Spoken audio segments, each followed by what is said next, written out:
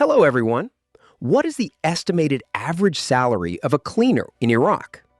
The average annual gross salary is $4,580, or roughly $382 per month. After tax, the average net salary is $4,351, about $363 monthly.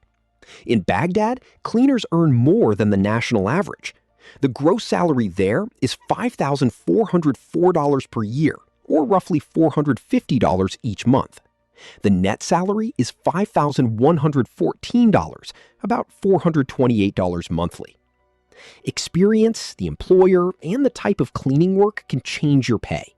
Hotel, office, and industrial cleaners may have different salaries, and night shifts can pay more. These are estimates because no occupation level survey is available. Please like the video and leave your salary in the comments. Thank you for watching.